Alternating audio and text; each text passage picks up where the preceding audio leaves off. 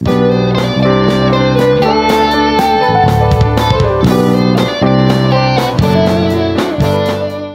kasi nga po, bakit ganito? Kasi di ba itong mga nakaraan po, ang dami talaga mga kung ano-anong balita. Wala pa na.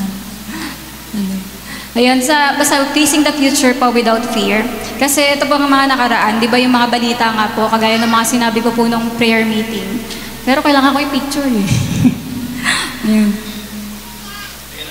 Ayan. Ayan, ito nga po kasi, itong nangyayari din po sa bansa natin, halimbawa po ito, yung parang pwede po tayong mangamba sa mga iba't ibang mga balita po nitong mga nakaraan. Pero ang sinasabi po dito, yung facing the future without fear. Kasi paano naman po natin naharapin yung mga bagay na to kahit naririnig po natin yung mga masamang balita. Pero paano tayong hindi matatakot kagaya ng mga hindi po alam yung salita ng Diyos. Yan, kaya pakinggan po natin to ngayon, yung mga sinasabi ng Panginoon. Pero ito po yung mga picture lang po. Di ba yung mga nakaraan, yung mga tungkol po sa issue ng Pilipinas, patuloy pa rin po yung mga corruption, mas lalo pong na-expose ngayon kung gaano yung sinasabi nga po ng mga artista na bulok daw na sistema ng bansa po. At yung mga bagyo, tuloy-tuloy pa rin po yung parang panganib sa mga tao na tuwing nagkakaroon ng bagyo, yung baha ngayon, ang tagal na po humupa, dati 1 week lang, ngayon 3 buwan na po, hindi pa rin humuhupa. At yun nga po yung mga taong inaalala yung poverty, yung mga kahirapan. Tapos sunod po yung mga terorismo, pakinext. Yan, yung mga parang banta ng mga violence, di ba po sa panahon ngayon, yung pati na rin yung mga AI, pag-improve lalo nito. Ayan, pati na rin po yung mga iba't ibang mga banta rin ng mga gera. Pati yun niya po, yung pag-improve ng technology. Ay, pakinext. Ayan, pakinext. Tapos, ito pa po yung yung sa lawlessness nga, pakinext pa.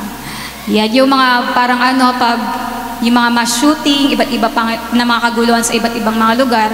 Pati na rin po yung pag-rise din ng mga kulto, di ba? Yung parang, ang dami parang pag iniisip nyo, parang ang dami pong mga panganib na meron sa mundo na to. Pati yung nakaraan pala nakalimutan ko sabihin, yung itong sa China, di ba? Nabalitaan nyo yun, yung nagparada sila ng mga bago nilang mga equipment. Pinapakita nila at niyayabang na ready na kami sa gera. Ganon. Kaya yung parang makikita nyo nakahanda na talaga lahat, di ba? Para po sa mga gera na mga parating.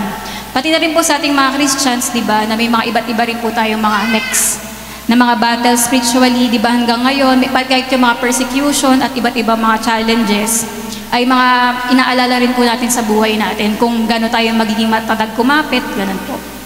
At sabi nga po dito, we have a great hunger to know what the future holds. Di ba lahat tayo, parang kung pwede lang na makita mo sana kung ano yung future, ano mangyayari sa future, gagawin mo. Sino po sa inyo yung mahilig sa mga manood ng movie na may mga time travel? Ako kasi mahilig ako manood ng gano'n. Yung parang, yung mga bumabalik sa past, kasi parang gusto ko makita ano ba nangyari sa nakaraan. Tapos parang may mga movie rin na pinapakita yung future, parang gusto ko malaman kung ano meron ba sa future, gano'n. Pero yun nga po, dahil nga po yung mga tao, gusto nilang makita ko ano yung mga future. May mga taong pupunta dito, number 1, may mga taong umaano sa mga astrology, yung mga naniniwala sa mga horoscope, nagpapahula, ganyan-ganyan, mga oracles, fortune telling, kasi parang sa kagustuhan nila na malaman yung future, sila lumalapit sa ganyan. Pero ang mga ito ay mga pandaraya lang, dahil sa satanic din po kasi yung mga to at demonic. Tapos pangalawa, may mga experts naman na nag-aral sa physics, sociology, economics, yan, at yung lahat ng mga iba't iba pang mga aral. Pero, para makita nila kung ano bang meron sa future.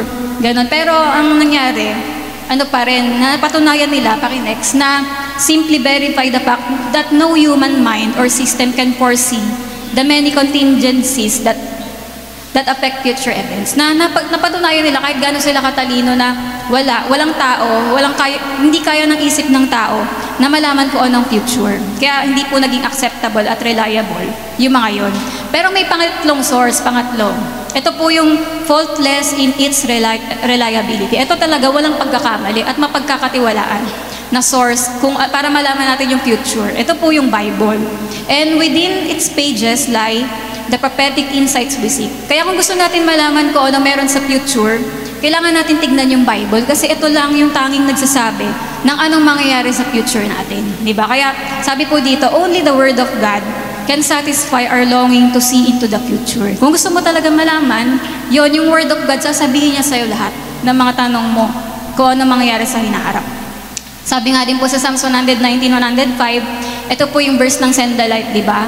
Na thy word is a lamp unto my feet and a light unto my path. Na yung salita po ng Diyos, liwanag siya sa ating landas. Kaya naman, ano po mangyayari kapag yung salita ng Diyos, liwanag natin siya? Hindi tayo madidiliman sa mga dadaanan natin. Alam natin kung saan tayo patungo kapag meron po tayong salita ng Diyos. Kaya sabi po dito, what a tremendous blessing that is. Kung may Bible ka po, napakalaking blessing niyan. Bakit? Kasi we will never be left walking in darkness. Hindi ka kagaya ng mga tao na tatakot na lang kapag may bad news na hindi mo alam gagawin mo sa buhay mo. Kundi meron po tayong Bible na nagsasabi sa atin kung ano yung patutunguhan natin sa buhay. Kasi sinasabi ng Bible yung future, kaya hindi ka natatakot, di ba? Kaya sabi po sa Isaiah 44:6-7, sabi po ng Panginoon, I am the first and the last. Siya ang umpisa at ang wakas. Sinabi po ng Panginoon din dyan na kung ano yung nangyari sa nakaraan, alam ko yon. Sabi niya, and what is yet to come, pati yung mga parating pa lang sa future, sabi niya po, alam niya po lahat yun. And sabi po ng Panginoon sa sumunod na verse, ay sa isang verse pa, yung do not tremble, do not be afraid. Did I not proclaim this and foretell it long ago? Di ba sabi ng Panginoon, huwag kayong matakot sa mga balitang to, sa mga masasamang mga nangyayari sa paligid natin. Di ba sinabi ko na mangyayari yan lahat, dati pa? Di ba sinabi na po din sa Bible na noon pa na isulat yung Bible, pero matagal na po tayong sinabihan ng Panginoon, huwag kayong matakot kasi sinabi ko na mangyayari lahat yan. Yan, sabi rin po sa Isaiah 46:9-10, sabi po dyan ng Panginoon, I make known the end from the beginning, from ancient times, what is still to come. Yan, kaya yung mga past, future, sinasabi po dyan ni Lord na alam ko lahat yan, sinabi ko na yan na mangyari yan. At sabi po niya, my purpose will stand and I will do all that I please. Gagawin po ng Diyos ko ano yung gusto niyang gawin. Kaya ito po, may sample lang po dito ng dalawang patunay na yung mga prophecy sa Bible, totoo. Sample lang po ito, marami po kasi, pero dalawang sample lang. Yung tungkol sa life of Jesus tsaka sa nation ng Israel. Halimbawa ito, sa life of Jesus Christ. Yan po lahat, nahulaan na before pa dumating si Jesus, nahulaan na kung anong klase si Jesus mula sa kapanganakan niya hanggang dun sa namatay siya at umakyat sa langit at sa babalik siya. Lahat po yan nakaprophesy sa Bible, pero nangyari na po lahat, di ba? Lahat na yan. Tapos ito naman, tungkol naman sa history ng nation ng Israel.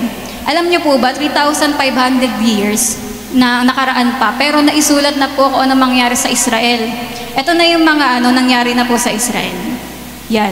Nangyari na lahat yan, yung enslavement, yan lahat. Tapos yung may tatlo pa tayong inaantay na mangyayari, ito sa dulo, yung all nations against Jerusalem. Eh ngayon, parang nangyayari na po to, na lahat ng mga bansa magkakampihan laban sa Israel, di ba? Kaya makikita niyo po yung tatlo na inaantay natin, pati yung i-reveal si Jesus, ipapakilala na po yung Messiah. At yung Messiah comes in glory, di ba? Yung magiging hari na po ang Panginoon. Kaya tatlo na lang yung inaantay na mangyari ito ko sa Israel, di ba? Kaya makikita nyo na yung Bible hindi basta-basta lang, kundi lahat ng sinasabi dito natutupad. Nagsisinasabi niya yung future. Kaya ito po, ito ko sa fierce times will come. Ngayon po, di ba, nabubuhay na po tayo sa tinatawag na end times. Kasi sinasabi dito na parang padulo na tayo, na parang, kumbaga sa sinasabi ng mundo, pa-end of the world na. Yan, pero tayo hindi lang ganun yung alam natin. Kapag alam mo yung Bible, hindi lang end of the world, kundi nasa end times po tayo. Yan, tungkol po dito sa fierce times will come, papaliwanag ko po dito sa inyo bakit dumidilim o parang sumasama yung mundo natin. Kasi nakalagay na po yan sa Bible. Sabi po sa 2 Timothy 3:1, sabi dito ni Paul, Apostle Paul, know this, that in the last days, perilous times will come. Tignan niyo po, yung una niya sinabi, know this. Parang sinasabi niya na dapat alam nyo. Kasi marami po ngayon hindi alam. Kaya niya sinasabi na alamin nyo na ganito. Dapat malaman nyo na ganito. Ayan, tapos sabi po dyan, usually the Bible says, simply says, this is the way it will be. Parang sinasabi po ni Apostle Paul na ganito talaga yung mangyayari. Wala na kayong magagawa kundi talagang makita nyo na ito talaga yung mangyayari. Kaya yung pagkakasabi rin po ni Apostle Paul dito sa Bible, sabi, the picture he paints is not a pleasant one. Parang kung titignan nyo, hindi maganda yung mga mangyayari sa end times. Pero ayun talaga yung mga mangyayari, ayon sa sinabi ng Bible. Sabi po dito, yung the word perilous, yung parang perilous, di ba, delikado, peligroso. Ang isa lang po ang katumbas niya na word sa Bible, yung sa New Testament, yung Matthew 8:28. Ano yung katulad na word niya? Doon po yun sa Matthew 28 na merong dalawang dalawang lalaki na sinasapian ng demonyo. na yun. Tapos ang description po doon, perilous, or ang ibig sabihin talaga niya, ng perilous na yun, yung exceedingly fierce. Imagine nyo, nakakita na ba kayo ng sinasapian ng demonyo? Meron ba dito nakakita ng gano'n? Di ba yung sinasapian ng demonyo nagwawala? Yung, parang yung mga exorcist, di ba? Yung mga napanood yung mga horror na movies, di ba? Nakita natin doon yung parang demon possessed, gano'n nakakatakot. Ganun yung sinasabing perilous. Ibig sabihin, ito po yung better translation, na in the last days, fierce times will come. Ibig sabihin, sa huling mga araw, maraming mga taong parang sinasapian ng demonyo sa sobrang wild. Naintindihan niyo po yun, na bakit yung mga kanimbawa sa mga protesta, parang grabe yung mga ginagawa, di ba? Pati yung mga mass shooting, yung mga pamamaril, parang maisip mo, may ano ba to? Parang nasa tamang isip pa ba tong mga taong to? Kaya maisip niyo po, nasa panahon na yun, ba't ganun? Ang daming ganong tao. Kasi po pala, in the last days, fierce times will come. Na marami ng parang sinasapian ng demonyo sa mga kilos. Kaya di ba parang imagine niyo pala yung gano'n nakakatakot. Pero tayo, ingatan naman po tayo ni Lord. Sabi po dito, we are living in fierce times and they are going to get fiercer as things get worse. Mas lalo po habang tumatagal, mas lalo pong luluba ito kasi nakalagay po yan sa Bible. Sabi po dyan, people are going to get worse as they give in to the pressure to turn from God. Lalo na po ngayon na yung mga tao pinapalayo sila sa Diyos, mas lalong tumitindi yung yung mga tao ngayon. Kaya ang problema daw po, bakit naging fierce yung time natin? Kasi dahil daw po yan sa degeneration of character. Ibig sabihin ng degeneration of character, yung pagbaba ng moral, yung nawala yung GMRC, nawala yung pagtuturo talaga ng matino ng values education. Sa mga school, di ba, pag tuturo yung teacher niya sa values education, hindi niya maipaliwanag. Parang hirap na hirap siya sa subject na yun, gano'n. Pero simpleng pagpapaano lang yun, na magandang ugali, gano'n. Pas mga GMRC, nawala na po sa elementary. Yung parang pagpatuloy-tuloy na dati nga po, kung hindi okay yung magulang, kasi magulang talaga yung nagtuturo sa anak na maging mabuting bata, maging mabuting tao. Pero ngayon, ay pagka hindi okay yung magulang, yung mga teacher naman, yung mga magtuturo na mabuting asal. Pero ang problema naman, yung mga teacher na po ngayon, hindi na rin nagtuturo ng ganun. Kaya mas lalo pong naging pababa na yung mga moral na mga tao. Tapos sabi po dito, sabi po dyan sa 2 Timothy 3:1-5, know this in the last days. Kaya yung salita pong know this, na alamin nyo, ganito dapat malaman daw po natin, na in the last days, perilous times will come, o yung fierce times.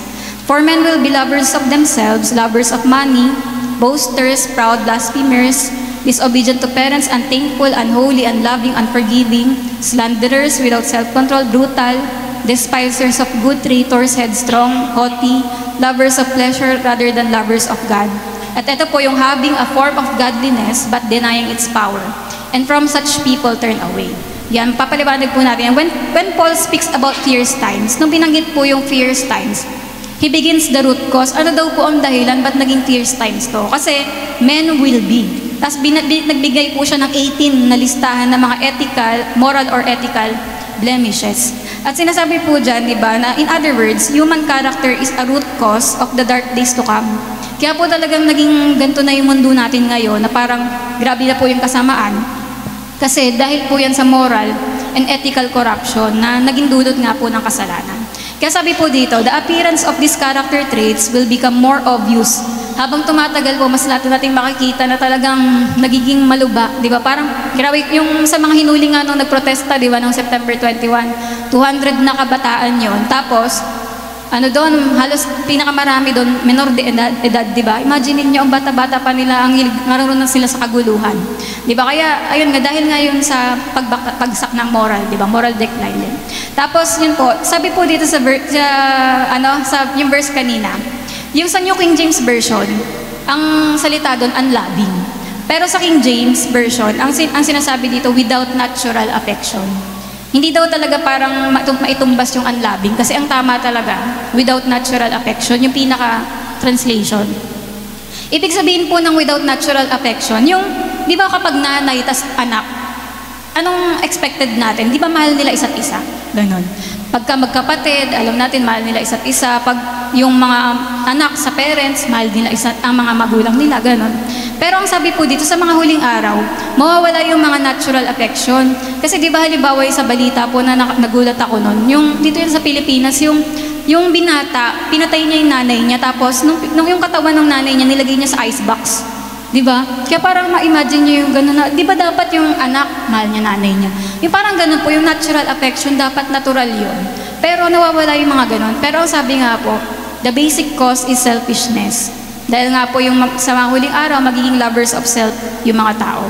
Sabi po dito, notice that the list begins, yung una, men will be lovers of self. Yung sa sinabi po sa verse. Tapos sumunod po sa may bandang dulo, lovers of money and lovers of pleasure naman. Ito po yung mga tatlong mga love na yan sa mga huling araw.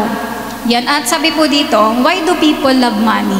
Siyempre, pag mahal po nila sarili nila, gusto rin nila magkaroon ng pera para ma-enjoy yung sarili nila. Sabi po dito, because they love pleasure. Kasi yung money po, pwede tayong bigyan ng pleasure pag marami kang pera, makakapasyal ka. Pag marami kang pera, mabibili mo lahat ng damit, sapatos na mga gusto mo, bahay, possessions, material na mga bagay. At sabi rin po, the love of money is also an expression of pride. Kasi may iyabang ka, may iyayabang ka. Ay, mga yan, yung village na yan, akin lahat yan. Ikaw, wala ka? Di ba? Parang ganon. Ikaw, wala kang kotse. Ako nga may 40 luxury cars eh. Di ba? Ikaw, wala. Di ba?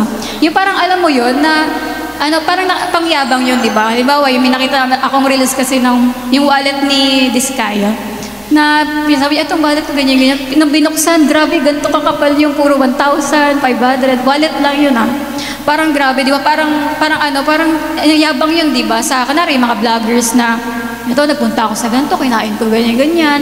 Ang bill ko sa restaurant na to, 700,000, di ba? Parang pangyabang siya.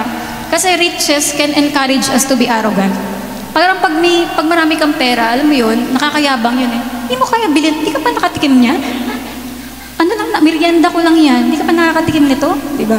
Yung parang ayun nga po, yan nagiging arrogant. Tsaka kagaya sa mga, sinasabi nga daw po na kapag yung kotse mo punong-puno ng gasolina, ang yabang mo, di ba? Kasi alam mo na pwede ka mabilis kasi malayo ang mapupunta ng kotseng punong-puno yung gas. Parang ganun din po kapag ang daming pera, yan, mayabang din. Kasi nga po, these loves are rooted in love of self. Pero yan po, di ba nakikita natin yan sobra sa mga social media ngayon, travel doon, kain dyan, gastos na gano'n, display na mga luxury items. Kasi nasa end times po tayo.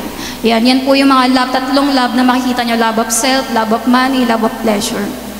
Nasabi po dito, that is the basis of what is breaking up our society today. Kaya nagiging ganito po yung lipunan natin ngayon kasi dahil naging lovers of self na yung mga tao. What you love determines what you will be. Ang mga may lovers of money, mas lalong nagiging greedy, nagiging gahaman. Ang mga lovers of pleasure, nagiging tamad, di ba? O nagiging makasarili lalo at walang pake sa ibang tao. Sabi po dito, the love of self can be expressed like this. Ito nga po yung parang feeling entitled na rin ngayon sa mga panahon ngayon. Sabi nga po, if you don't like the way I live, kung hindi mo gusto yung pamumuhay ko, wala kang pake. Ganon, gawin mo yung gusto mo sa buhay mo, ako, magpapatuloy din ako. Ganon po yung love of self ngayon, na walang pakialaman ako on i-post ko, on i-vlog ko. Kung kaya ko to, ikaw hindi mo kaya to. Ganon. Kaya ganon po ngayon yung mga nakikita natin, di ba? Na pamumuhay ng mga tao. At sabi po dyan, that attitude dominates the thinking of much of the world today. Ayan na po yung mga attitude ng mga tao ngayon. Sabi po, it has broken up and is presently breaking up countless marriages. Hindi naman po natin kailangan pang sabihin na uso na po ngayon yung mga hiwalayan, mga divorce, di ba? Ang dami talagang mga uso na yan, lagi ka na lang mag-aabang sa social media, sino maghihiwalay. Kasi ganito na po yung panahon natin ngayon. And sabi po, ang pinakamaluba pa, pag naghiwalay po yung mga mag-asawa, kasi when marriage breaks up, the family breaks up. When the family breaks up, society breaks up. Di ba na, sabi nga po yung gobyerno natin, magbabayad sila ng billions ng dollar para lang maayos yung lipunan natin. Pero wala po talagang solusyon kahit anong pera. Kasi ang solusyon ay stable na pamilya. Yung pamilyang hindi nagbo-broken, hindi naging broken family. Yung mag-asawa na hindi naghihiwalay, ayun po yung magiging stable na society. Pero yun nga po, dahil nga po sa selfishness, kaya naghihiwalay po yung mag-asawa. Kasi di ba pag nagpakasal ka, isipin mo na yung asawa mo hindi na sarili. Pero dahil nga po selfish and lovers of self na yung mga tao ngayon, pag inisip nila sarili nila, maghihiwalay talaga sila. Ayun nga po, nasabi rin po dito, children were designed to have two caring parents. Yung mga bata po talaga, nilikhayan na talagang para maging maayos po yung paglaki niya, dapat may dalawa siyang magulang. Pero kapag yung isa, umalis po sa pamilya, iniwan sila, yung bata po ay magiging unhappy, frustrated children, di ba? Who will possibly take out their frustrations on society. Alam niyo po ba, sabi po dyan kasi, the generation that neglects its children is breeding its own source of judgment. Alam niyo po ba yung mga terorista, yung mga gangster, mga kriminal, yung mga loko-loko, yung mga addict, alam niyo po yung common denominator nila, pare-parehong meron sila. Pareho pong wala silang magulang, ganun. O kaya, broken family po sila galing. Kaya kung meron po kayo dito na galing sa broken family pero hindi kayo terorista, praise God. Kasi nakakilala kayo kay Lord, di ba? Kasi kailangan po ng mga tao si Lord. Pero doon lang aayos ang buhay ng galing sa broken family pag nakilala si Jesus. Pero lahat po ng record talaga, puro ganun yung mga, sila po yung kunwari, yung mga basag ulo, yung mga nagprotesta, di ba? Na mga menor de edad, ibig sabihin lahat yun, mga galing sa broken family. Hindi sila na-raise ng maayos. Sabi po kasi dito, the young people who have not been parented, yung hindi talaga sila napalaking maayos, hindi sila namahal, hindi sila na disiplina, sila po yung lalason o magpe-plague ng society ito, ng violence and hatred. Bakit ang mga mass shooter dun sa Amerika, puro kabataan lang, di ba? Bata pa lang marunong na pumatay. Kasi ganyan na nga po. Sabi po, it's frightening, but it is happening. And it is a tragedy. Di ba? Totoo yan na nangyayari po talaga, di ba? Pero ang root cause po ay self-love. And all the other problems stem from it. Sabi rin po sa marriage po, kung gusto po natin maging disaster ang ating marriage, ang tanong, ang gawin mo daw, what will I get out of this? Ano bang mabibigay sa akin ng asawa ko?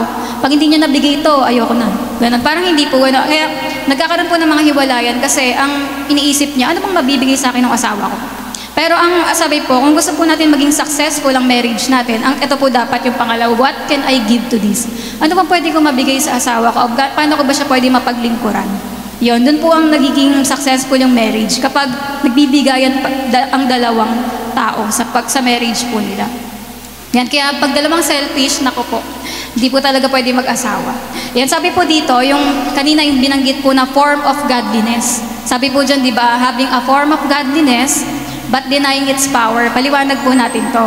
Na marami po kasing na tao na nagsasabing Christian sila. Ayun po yung sabihin ng form of godliness. Ibig sabihin, ay mukhang Christian naman kasi nakasuot siya ng t-shirt na God is good. Ibig sabihin Christian to. Nakalagay sa t-shirt niya, I am the way, the truth, and the life, Christian to. Meron namang ibig sabihin, may form of godliness. Parang nakikita mo, nagsasabi siya ng God bless, ganon.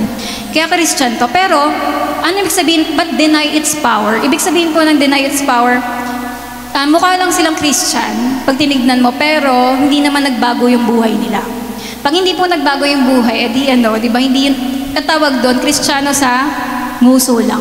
Di ba, meron po dalawang Kristiyano sa nguso, ibig sabihin sa bibig lang, Christian ako, praise God, hallelujah, glory to God. Pero kapag ang Kristiyano po sa puso, talagang nabago yung buhay. Di ba, makikita mo na nagbago po dati. Ang laging sinasabi ng bibig, puro mura. Di ba, ngayon na, dati puro PI, di ba? Ngayon na po ay puro praise the Lord na, di ba?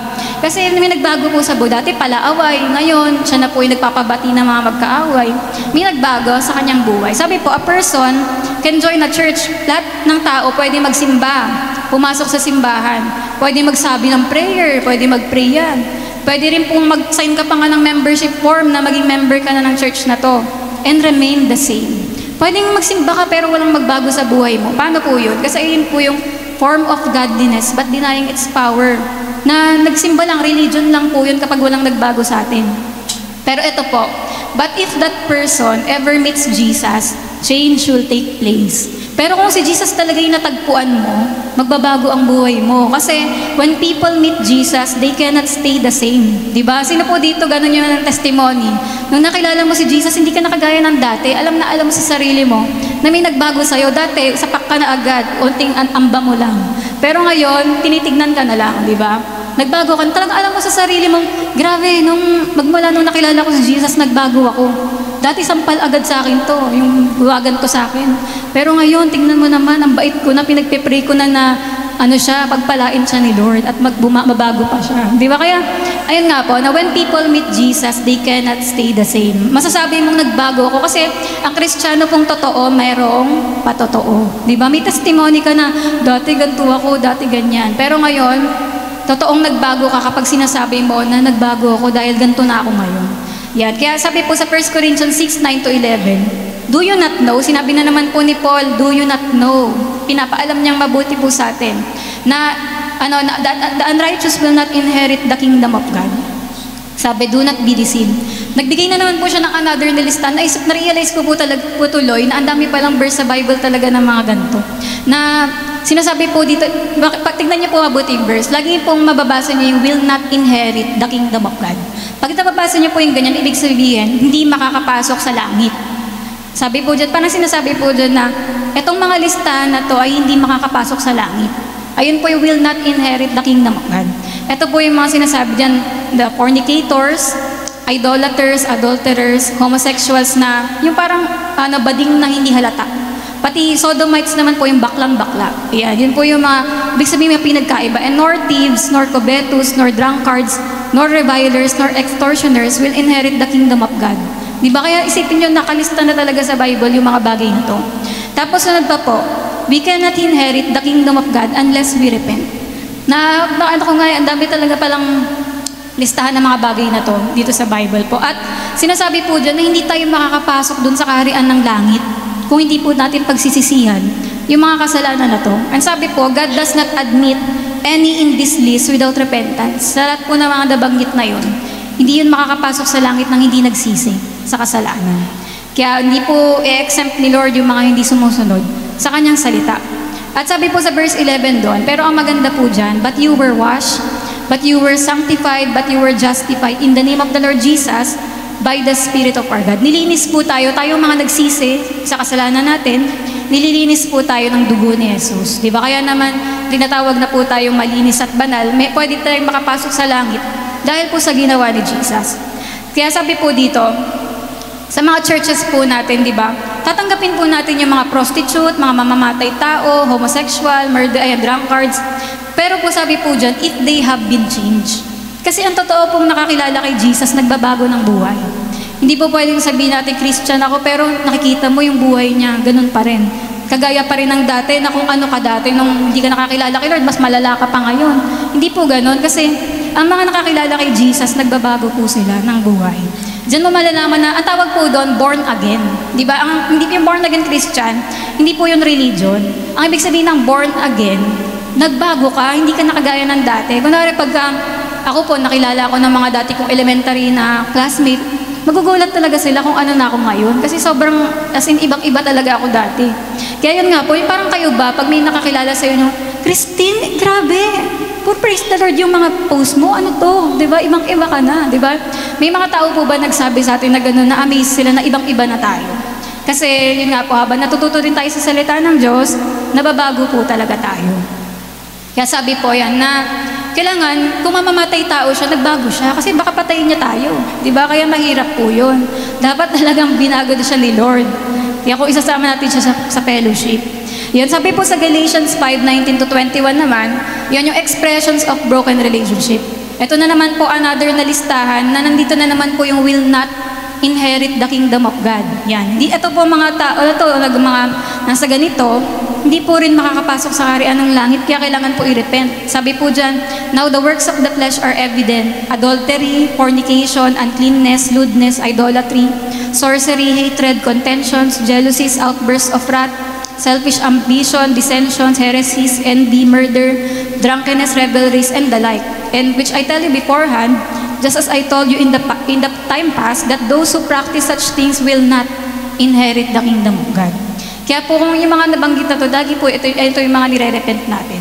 Sabi rin po sa Ephesians 5:3-5, but fornication and uncleanness or covetousness, let it not even be named among you.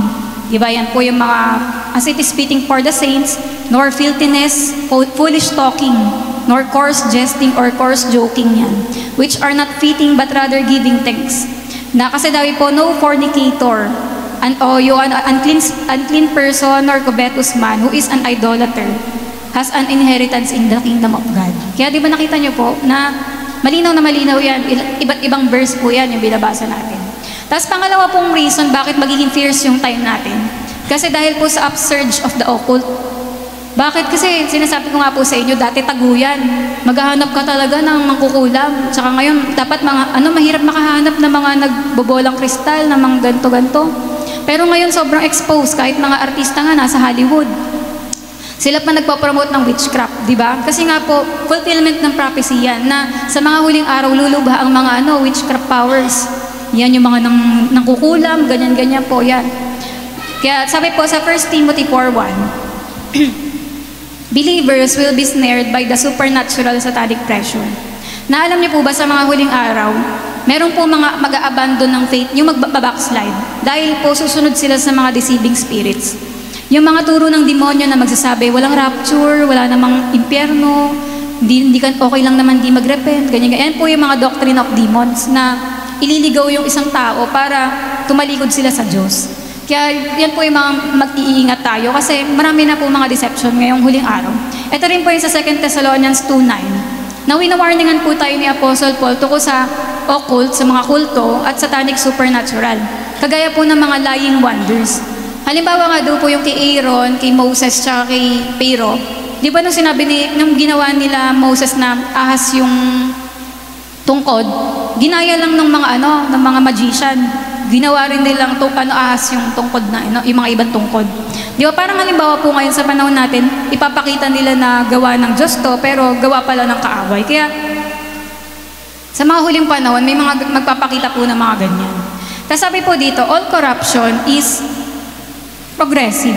Nakakita na kayo ng bulok na ay yung parang inamag na tasty. Tapos kunwari yung apple nga na mabubulok na kasi hindi nakain. Sabi po dyan, di ba parang ganyan po yung corruption o yung pagkabulok. Ibig sabihin nun, it does not get better, it always gets worse. May paraan ba para matanggal yung amag? Pwede bang mo yan, iinit mo lang, tapos kainin mo na uli. Sino kakain mo? Di ba? Ayaw mo kasi amag na kadiri na. Tapos yung apple, pwede pa ba to? Pwede pa ba yan buo? Siguro baka pagka ginawa mong Diyos, pwede pa kaya? Di ba hindi na? Kasi wala ka nang magagawang way para bumalik yung apple na to sa normal, kundi itapon na lang. Di ba? Ganon din po yung corruption na meron sa mundo natin. Parang ang lungkot parang ang lungkot po ng sinasabi ko o sinasabi ng Bible na yung kasalanan ng mundo ngayon, kahit yung corruption nga ng Pilipinas, umaasa ba kayo na mawawala talaga yan? Ganyan na talaga, di ba? Pero nagpe-pray lang tayo, pang-remedyo natin yan, pero wala na yan, ganyan po talaga. Kasi makasalanan po yung mundo natin. Then there is no way to turn back its working. Sabi po sa 2 Timothy 3:13, evil men and impostors will grow worse and worse, deceiving and being deceived. Alam niyo po ba sa Greek word po talaga ng evil men tsaka impostors ay ang ibig sabihin enchanters or wailers, ibig sabihin mga witch yan. Di ba, ang dami na nga po mga mangkukulam ngayon na talaga nag-expose. Sila po yung mga nagsusumpa. Yan. Kaya talaga pala kasi, kaya end times na talaga. Kasi ang dami ng mga witch na, di ba, sa Amerika pa nga lang, 100,000 member ng mga witch, yung mga witchcraft, di ba, ganun. Kaya grabe po. Tapos sabi po rin dito, sabi now, we could be discouraged at that fact. Pwedeng nakakalungkot naman yung mga pinipreach, parang nakakatakot man, puro bad news, parang pangit mangyayari, di ba? Parang nakaka-discourage pakinggan. Pero may isa pa pong way para mag-respond tayo. Kundi ayun po yung magpasalamat tayo sa Diyos. Bakit? Kasi it proves the Bible is true. Ibig sabihin ko nangyayari lahat to, meaning totoo lahat ng sinasabi ng Bible, di ba? Malalaman mo na tama pala talagang paniwalaan yung Bible kasi nangyayari yung sinasabi niya. Hindi lang tayo magpapakalungkot, kundi malalaman mo, grabe, totoo talaga tong Bible. At sabi po dito, may tao rin po na nagsasabi, ayaw daw niya maging Christian kasi ang dami naman daw hipokrito sa church, ang dami naman daw mga peke sa church. Sabi po sa kanya, alam mo ba, nasa New Testament yan, sinabi ng Bible na magkakaroon talaga ng mga hipokrito sa church. Kaya, ibig sabihin, totoo yung Bible, dapat mas lalo ka maging Christian kasi ibig sabihin, totoo yung sinasabi ng Bible, di ba? Kaya yun nga po, nasa Bible talaga yung mga bagay na to. Kaya sabi po dyan, ayan pala. Yan na. Tapos sunod po, we can say the same about prophecies. Parang sa mga prophecies naman ng Bible, parang sasabihin nyo, puro negative naman, parang puro ang dilim, parang masasama naman yung mangyayari. Pero tingnan nyo po, we may think these messages are negative and dark, but they prove that the Bible is true. Ibig sabihin, totoo po yung Bible, di ba? Kasi nangyayari yung sinasabi. At kung hindi nangyayari ito, hindi na natin ito paniniwalaan. Also, if we can believe the dark promises, kung naniniwala ka nga na mangyayari masasamang bagay na to, mas lalo po dapat maniwala tayo sa mga magagandang promises ni Lord na may langit, may buhay na walang hanggan, may kapatawaran sa kasalanan, may kagalingan yung mga sakit. Si Lord po yung nagbibigay ng provision, di ba? Mas lalong dapat paniwalaan po natin yun. And every word of God is pure, no word of God is to be set aside. Kaya lahat po ng sasalita ng Diyos, magaganap po yan. Tapos sabi po dito sa God's form of government. Sabi dito, it is undeniable that, syempre tayo po mga Christian, dapat may gawin pa rin po tayo kahit nagiging bulok na nga po itong mundo sa kasamaan. May gagawin pa rin tayo sa pag-share po natin ng Word of God. Pero we must also believe the revealed prophetic Word of God. Pero dapat maniwala din tayo na end times na po, nangyayari po talaga yung mga bagay na to. Kaya hindi na po tayo dapat magpakalungkot kundi maniwala ka kasi alam mo yan, nasa Bible na po yan. Sabi rin po sa mga nagwelga, we cannot expect the politicians to come up with remedy. Wala po silang solusyon para sa humanity, poverty, sickness, and hatred, war, ganyan po. Hindi po talaga yung presidente o sino mga nakaupo yung makakasolusyon ng mga problema natin. Pero kailangan pa rin po natin silang ipag-pray, syempre, na yung gobyerno pa rin po natin. Pero wag natin isaasahan na sila yung savior natin, hindi po sila ang savior, si Jesus po ang savior. Sabi rin po, the Bible reveals that ultimately, one politician will rise to power that claims of solution. Pero may sinasabi po yung Bible na may isang politician na magra-rise up. Ito nga po yung tinatawag na si Antichrist. Pero yung solusyon niya sa mundo, mas worse pa. Yan. At kaya kailangan po mag-rapture na muna bago siya magpakilala. Yan. Kasi kukunin na muna po tayo ni Lord. Tapos ito po, may best form of government po and ending with the worst. Ito daw po yung pinakamagandang form of government. Napag-aralan din natin to sa school, di ba? Yung monarchy, ayan yung isang rule ng one good person. Yung aristocracy naman, ayun yung pamumuno ng few good people. Tapos yung democracy, ito tayo, yung Pilipinas. Ang namumuno dito sa Pilipinas, mga tao mismo. Tapos yung pangit naman pong pamumuno, yung oligarchy. Few bad individuals, masasama po. Tapos yung worst type ng government, yung tyranny, yung isang masama po na tao, yung mamumuno. Kaya di ba parang alam niyo po, hindi talaga yung democracy, yung po natin sa Pilipinas, form ng government, hindi po talaga plano ng Diyos na tao yung mamumuno sa sariling nila. Kasi mali-mali po yung mga tao. Pero ito po, God's form of government is monarchy. Yung rule of one good man whose name is Jesus. Kaya alam niyo po na one day, hindi talaga yung mga politician yung makakasagot na mga natin, yung mga problema ng mundo natin. Kundi pag dumating po si Jesus. Kasi siya yung magro-rule, yun po yung nakalagay sa Bible na one day si Jesus po yung magiging King Jesus.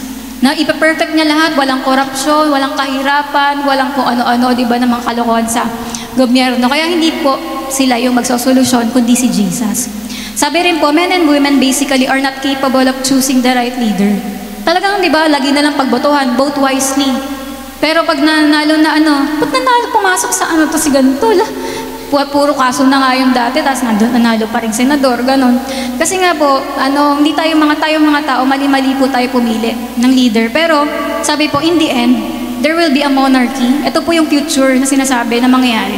One man Jesus will be king. Diba kaya kahapon, sino yung mga nag-Jesus reigns? Diba talaga yun, Jesus reigns. Imbis na nagpaprotesta tayo na, balik yung mga ninakaw, ganyan-ganyan. Ano mangyayari? Diba?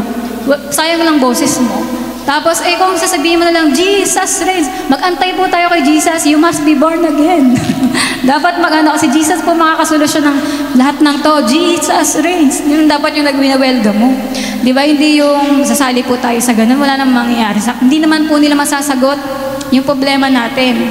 Si Jesus, kaya kami po mga pastor, wala po kami dun sa EDSA. Nung nakaraan kasi, prayer lang, pinapipray natin, tsaka alam natin yung mangyayari, kasi nasa Bible po yan, na hindi po sila ang solusyon. At one day po, pag nag-rule na si Jesus, mamumuno siya kasama yung mga saints. Alam niyo kung sino yung mga saints na yun? Tayo po yun. Ang tinatawag po na those people are called the church. Kaya hindi po joke-joke yung sinasabi po namin sa inyo na kapag naghari na si Jesus, yung mga pastor, magiging mayor, governor, totoo po yun, magiging governor po ako. Hindi. Yung parang ayun po, pag mga naglingkod ka kay Lord, sila yung may mamataas na posisyon.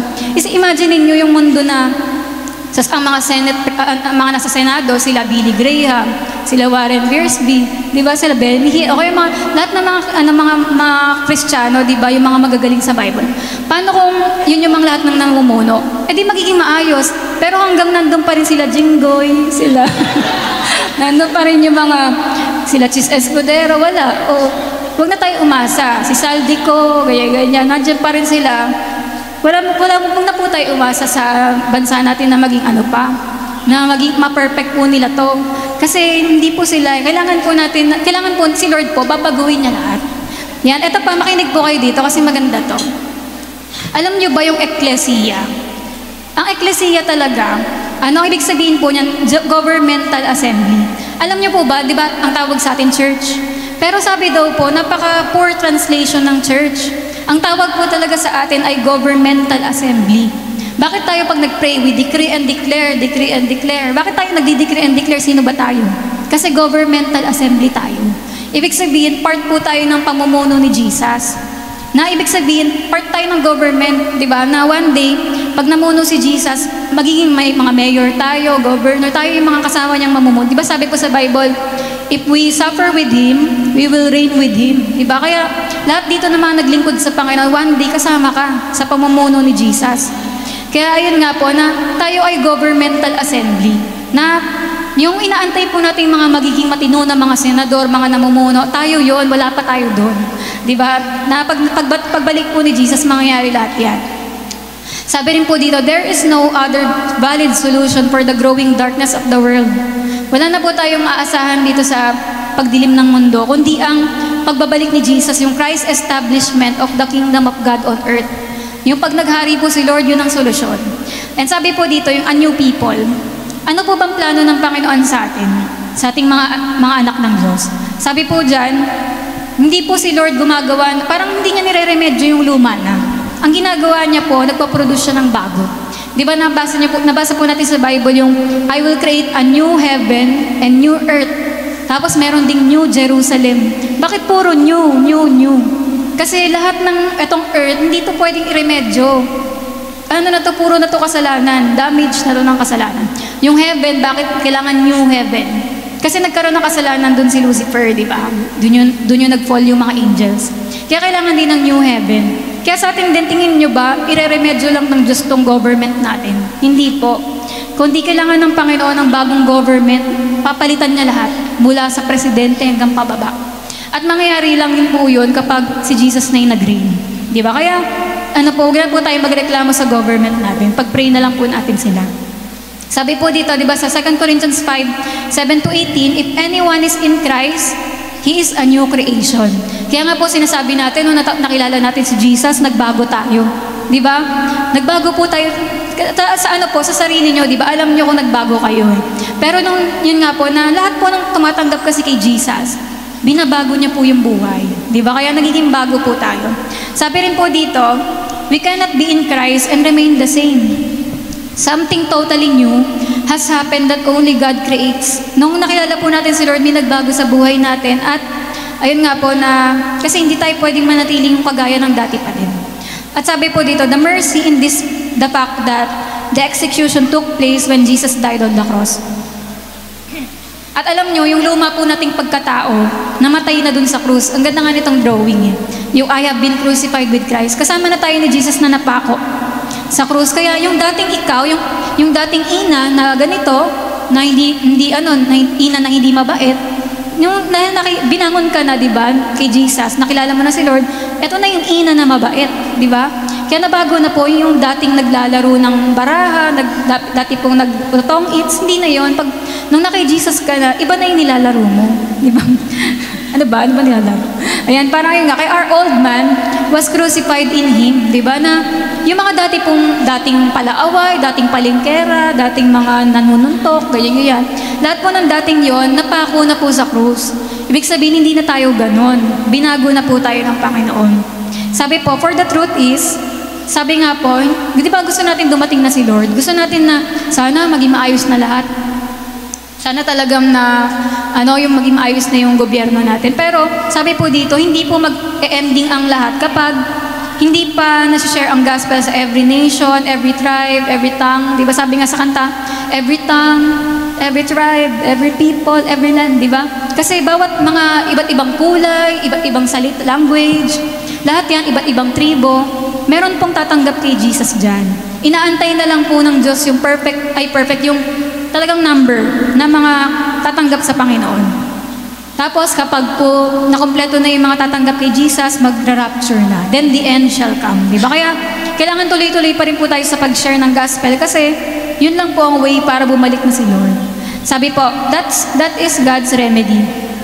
A new creation that will produce a new kind of people who will be fit to share the throne with Jesus. Diba? Kaya alam niyo po yung mga pagsubok na pinagdadaanan natin ngayon bilang Christian.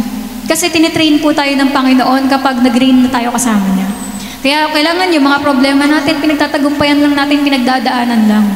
Pero wag tayo dapat sumuko po sa mga yon. Kasi inaayos lang po ni Lord yung character natin para kapag namuno na tayong kasama niya, magiging maayos po. Diba? And remember, that is our high calling.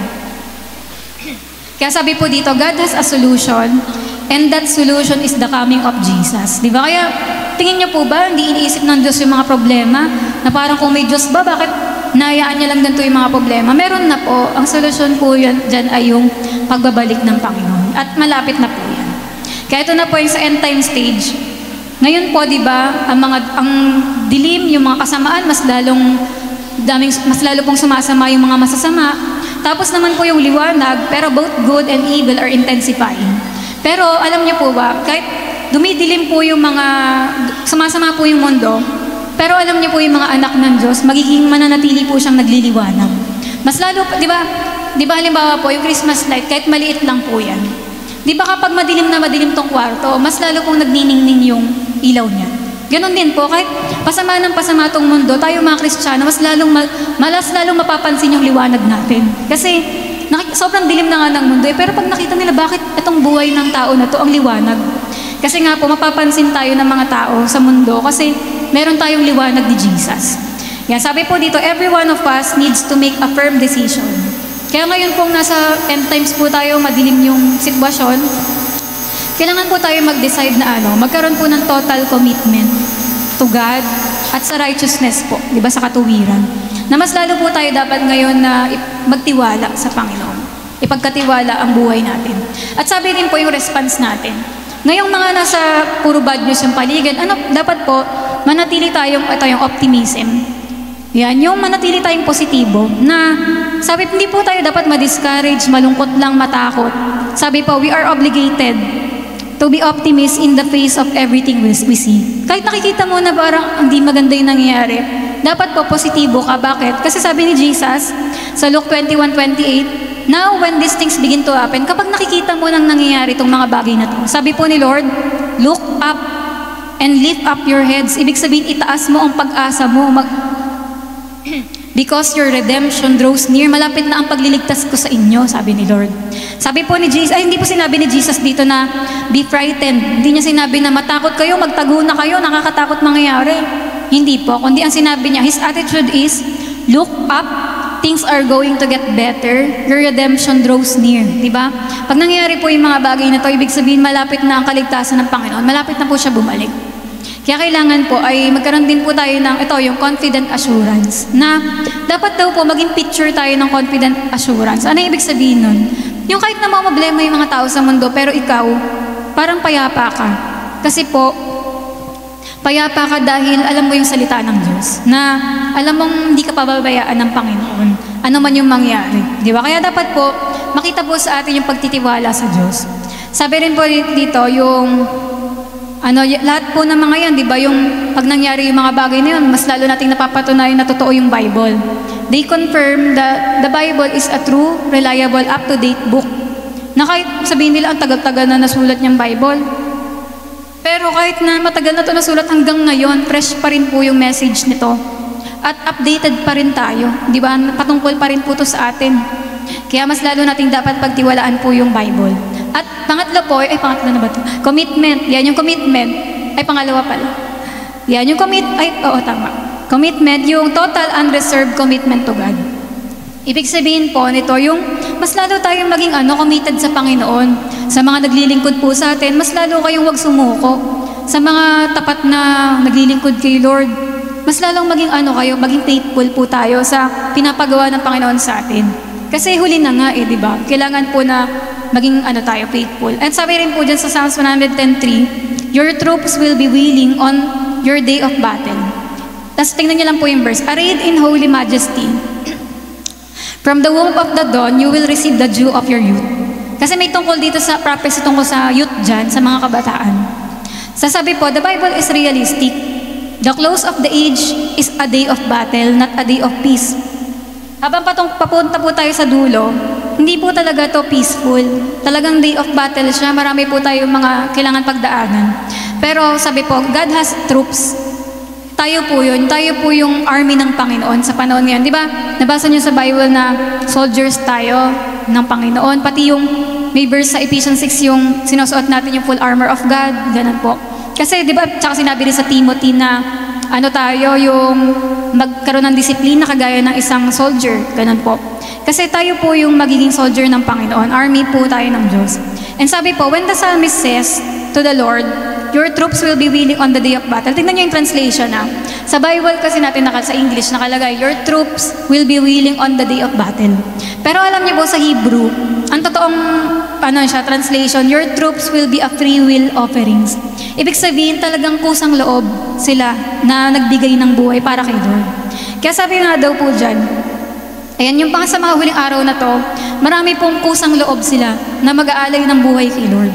Kaya kayo ba yun? Diba? Isa ba tayo dyan? Na talagang sa dulo, magpapagamit po tayo sa Panginoon ngayon sa paglilingkod sa Kanya. And sabi po, we have an image here of God's people offering themselves to Him without reservation. Yung pagbibigay ba natin ng buhay kay Lord, walang tinitira. Wala ng reservation. Totally. And at His disposal, nothing held back. Wala ka nang tinitira. Ibibigay mo na talaga buhay mo kay Lord. Kaya ayan po yung mga image ng mga tao na yun, na magiging soldiers po ng Panginoon sa mga huling araw. And sabi po, if in these closing days, God is not going to settle for a lesser commitment. Hindi po gusto ni Lord na mas less po yung commitment natin, kundi gusto niya buo yung commitment natin sa Kanya. Kaya pag tinanong po natin sarili natin, buong-buo ba natin na binibigay po yung tiwala natin sa Panginoon.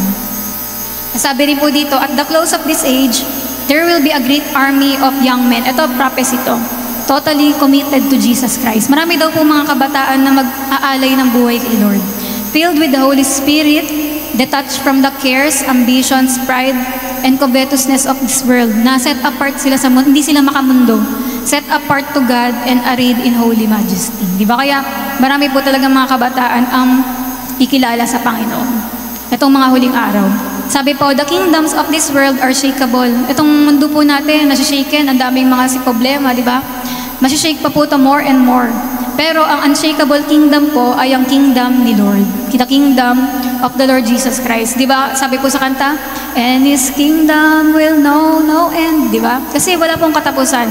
Hindi po masishake ang paghahari ni Jesus. Kaya, saan tayo dapat mas lalong kumapit? Kay kapitan, kay mayor, kay presidente, hindi po, di ba? Kundi kay Jesus. Kasi siya lang po yung may kingdom that will never end at hindi po madudurog o hindi mapapalitan. Kaya sabi po dito, arise in victory. Yan. Sabi po sa Romans 8:37, kahit ang daming mga pagsubok, mga iba't ibang sitwasyon, mga bad news, sabi po dyan, yet in all these things, we are more than conquerors through Him who loved us. Natala tayo po rin po ay higit pa sa matagumpay. Dahil po kay Jesus, di ba? Kaya sabi po, how can we enter into this life of victory and fulfillment? Paano po na tayo magtatagumpay? Una rin po dyan yung, sabi po sa 1 John 2:15-16, do not love the world. Huwag po natin mahalin yung mga bagay sa mundong ito, kundi manatili po dapat sa atin yung love of the Father o yung pag-ibig ng Diyos. Ayan, tapos sabi rin po, proclaiming God's kingdom on earth. Yan, i-proclaim po natin yung Lord, let your kingdom come, your will be done on earth as it is in heaven. Na kung anong meron sa langit, magkaroon po yan dito sa lupa. Tapos yung tungkol po dito sa Our Father in Heaven. Yan, ipakinggan niyo po to, nakaka-touch po to. Sabi po dyan, tandaan niyo po na sa Our Father in Heaven. Sabi po dyan, I hope you understand you have a Father. Tandaan niyo pong may Father tayo. You are not abandoned. You are not left to yourselves. You are not just a little worth. If you believe in Jesus, you are a member of the best family on earth. You never need to be downcast. You never need to feel inferior. Diba? Tandaan niyo pong may Ama tayo. At meron po, hindi niya po tayo iniwang mag-isa. Diba? Kaya wag po tayong mangamba. Sabi rin po, if we feel in some way rejected, unwanted, second class, I just want to remind us that God has no second-class children. We are accepted by our Father in heaven. We are members of His family. And He really loves us. He knows our names and He plans the best for us. Kaya diba, ang pinaka magpapatanggal po ng mga pangamba natin ngayong huling araw, yung pag naalala mong anak ako ng Diyos, hindi niya ako papabayaan. Na ano man po, diba, meron kanta natin ganun, mundo'y magunaw man, maaasahan kang lagi, diba? Kasi kahit ano yung sabi sa Jesus, you're my firm foundation, diba? Though the earth may tremble, though the oceans roar, though the mountains rumble, fall in the sea, I will never tremble, I will never fear. I know you will rescue me. Kasi hindi po tayo pababayaan ng Panginoon. Huwag po kayong mag-alala. Diba? Kahit ano pa man mangyari, sagot po tayo ng Ama natin. Diba? Nasa langit. Kilala niya po tayo. He knows my name. Diba? Yan. He knows my name. Ayan. And sabi po, so Jesus came so He could bring God's kingdom to earth. Kaya nga po dumating si Jesus para dumating dito po yung kaharian niya na, diba? Gusto natin ng maayos po na pamumuno. Sana may best president, diba? Sana merong may care sa mga tao. Pero yun nga po, kaya nga po dumating si Jesus. Kaya nagkaroon ng Pasko, napako po siya sa krus. Bakit siya babalik? Di ba? Kasi nga po, gusto po ni Lord i-perfect lahat, ayusin lahat. And we are here as His servants and His people to assist in that process. At tayo po ay mga assistant po ng Panginoon para mangyari yung bagay na yun. Kaya ito rin po yung dapat maging priority ng buhay natin. Yung Matthew 6:33 po, ano po sabi doon? Wala pa. Yan, pakibalik. Yung Matthew 6:33, di ba? Yung seek ye first the kingdom of God. Di ba? Unahin pa rin po natin yung Panginoon and all these things shall be added unto you. Lahat ng kailangan mo ipaprovide.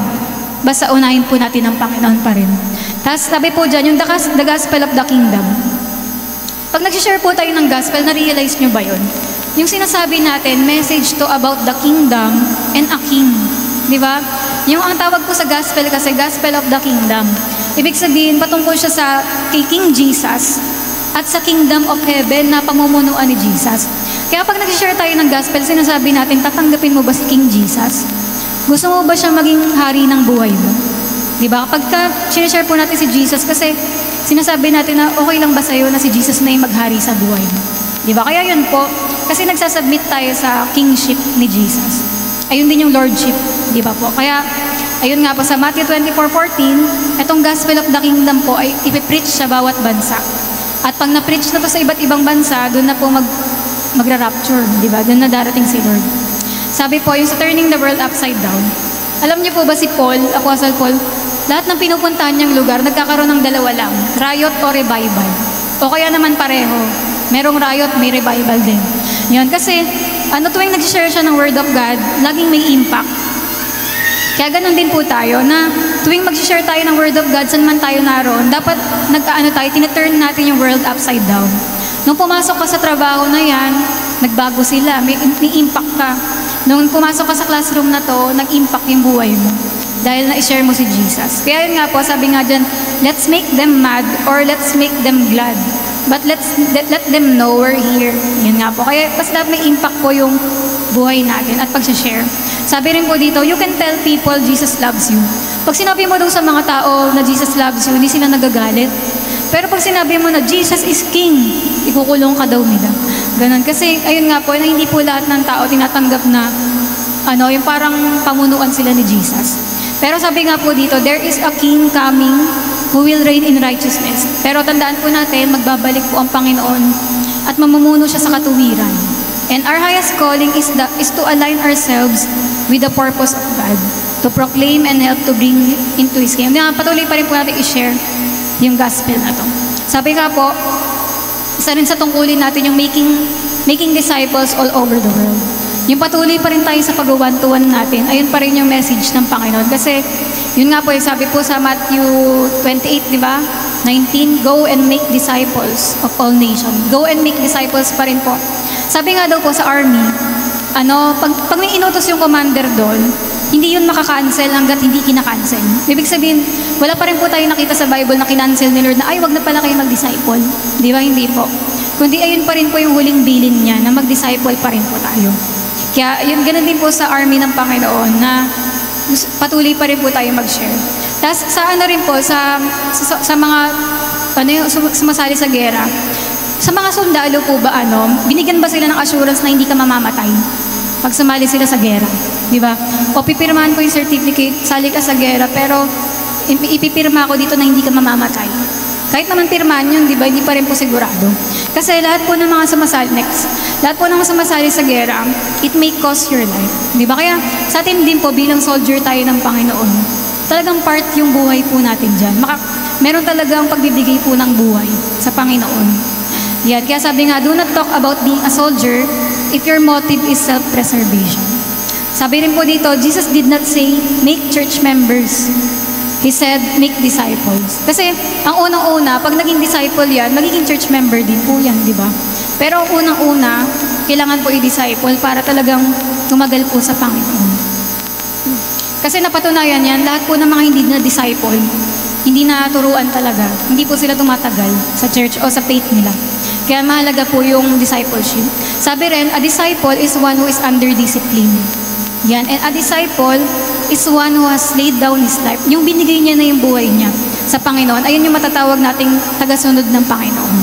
At imposible nga daw po na maging disciple tayo kung hindi tayo willing i-lay down yung buhay po natin kay Jesus. Tapos ang sumunod po doon, after i-disciple, ang kasunod na yung, sabi po sa Matthew 28, di ba, yung baptizing them. Na sabi daw po tayo, nag-water baptism lang tayo kapag swimming, gano'n. Pero sa susunod po, pag nakalipat na tayo, bibili na lang po tayong swimming pool. Kasi dapat po, pag tumanggap na yung araw, ready ka na i-baptize. Mamaya na agad. Ganun po. Kasi yun talaga ang biblical na water baptism. Hindi yung, antay pa ako ng next year para mabaptize. Ganun. Kasi mali nga po talaga. Dapat meron po, kasi kung malaki lang po talaga yung lugar natin. Dapat may swimming pool na tayo na pwedeng pwede sa drum na lang, kung payag naman kayo, pwede. Yun, pero yun nga po. Kasi ngayon agad, pag sinabing tinatanggap ko na si Jesus, okay, sige, baptize ka na, ganun.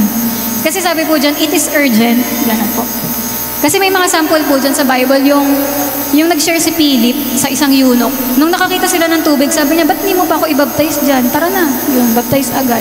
Kaya kailangan pala pag may bago tayo, may dalang damit, no? Kasi alam, basa umuwi. Yun. Tapos yun nga po. Tapos after mo po ng baptizing them, eto naman yung teaching them. Pag naman po na tinanggap na nila si Lord, tuturuan mo na yan, iwawantuan mo na binigay na yung buhay niya kay Lord, di ba? Ita-train na po natin sa kung paano mag-pray, paano magbasang Bible, paano ba magsimba. Train po yan, discipleship. Yan, kaya sabi nga po, tingnan niyo po dito, but we must not train uncommitted people because it is a waste of time. Kailangan, yung tao na yun nga, kaya doon nga natin makikita yung pag nagpabaptize. Ibig sabihin, gusto na nila talagang sumunod kay Lord. Kasi pag minsan waste of time lang na iwawantuan mo, sabay hindi naman pala seryoso. Kailangan po talaga yung willing na siya, ialay buhay niya kay Lord. Yan, sabi rin po, a people for God's kingdom. Yan, ito po, yung mark daw po tanda daw po na ang isang tao, nag-aantay siya sa pagbabalik ng Panginoon, ay kapag pinupurify niya yung sarili niya. Yan. Yung parang ngayon nga po, sinasabi sa Bible, di ba, na sa mga huling araw, ang mga banal, magpapakabanal, yung mga matutuwid, magpapakamatuwid lalo. Kaya yan po yung mark ng isang mga tao na nag-aantay sa pagbabalik ni Lord. Tapos sabi po dito, we purify ourselves by obeying the truth of the Word of God. Paano po ba tayo lumilinis yung buhay natin? Habang nagbabasa po tayo ng Bible, sinusunod po natin to, doon po tayo nagbabago. Tapos yung mark of purity din po, malalaman din na nagiging pure na tayo kapag minamahal na po natin yung mga kapwa natin. Kaya sino sa inyo dati wala kayong pake sa mga tao? Pero ngayon, napansin nyo, naging mapagmahal na kayo. May care na kayo sa iba. Symbol yan ng binabago na kayo ni Lord. Pinapurify na kayo ng Panginoon. Kasi hindi pwedeng wala kang pake sa mga tao. Kasi mark po yan ng purity, meaning talagang binago ka na ng Panginoon. Sabi po, that is what will make us ready for the coming of the Lord. Yung mga mark po na yan, mark ng purity, yung pagmamahal din po sa bawat isa, at pagsunod sa Word of God, yan po yung tanda na handa tayo pag dumating ang Panginoon. Sabi po, how should we respond? Patapos na po to. This is the hour for the Church of Jesus Christ to rise up in a new measure of victory, power, and authority. Hindi tayo payag na pasama na ng pasama yung mundo, kundi dapat mas lalo po tayo nagliliwanag, di ba? And it is our time to demonstrate that in the face of all Satan can do, mas may magagawa si Lord kahit may ginagawa yung kaaway po, yung mga demonyong sirain yung buhay ng tao. Mas lalo pong ang Diyos, marami po siyang kayang gawin. And sabi po sa Isaiah 59, when the enemy comes in like a flood, the Spirit of the Lord will lift up a standard against him. Na parang pag dumarating yung time na feeling mo, sobra na to, grabe na. Grabe na po yung mundo, grabe na po yung kasamaan.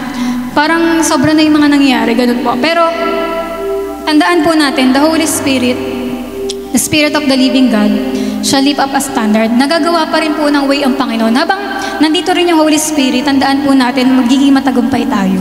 Hindi tayo magiging talunan kasi kasama po natin yung Spirit of the Lord. Kaya sabi po, no matter how dark the hour may be, even when the enemy comes in like a flood, the Spirit of the Lord is going to lift up the standard of victory. Diba? Kaya sabi po, ito nga po yung verse natin kanina sa binasa sa scripture reading, Isaiah 61:3, arise, shine, for your light has come. Diba? Bangon po tayo, magliwanag pa tayo. At yung church pa nga po natin, pangalan, send the light. Diba? Mas lalo pong i-share natin yung liwanag. Magningning tayo kung madilim yung mundo, maging liwanag ka. Diba po? And the glory of the Lord is risen upon you. For behold, the darkness shall cover the earth, and deep darkness the people. Pero, but the Lord will rise over you, and His glory will be seen upon you.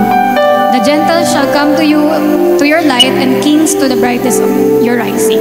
Sabi po dito, great though the darkness may be, gabi, sobrang dilim man, di ba? Pero, greater and brighter by contrast will be the light of God's presence and power upon His believing people. Na kahit dumidilim po yung mundo, pero alam niyo po, yung power ng Holy Spirit mas lalo pong grabe ngayon habang nalalapit ang pagbabalik ng Panginoon. Kaya sabi po, it's time to stop playing church and having a little religion on Sundays. This is not a game, this is a lifetime commitment. Kaya sabi po, what a privilege, di ba? To live in these days, dark though may be, pero for those of us who will believe God and catch the vision and listen to the voice of the Spirit, the end times are going to be a glorious time of victory, di ba? Kaya antayin po natin, di ba, talaga na ganapin ng Panginoon lahat ng to. At habang nag-aantay tayo, wag po tayong matakot o magpa-discourage kasi alam po natin si Lord bahala sa buhay po natin. Kaya lagi lang po tayong magtiwala at mangamba, kundi pagkatiwala po natin sa prayer tsaka sa salita po ng Diyos. Lagi po natin itong tandaan sa buhay natin. Kaya it's time po to arise and shine, di ba? For the light has come.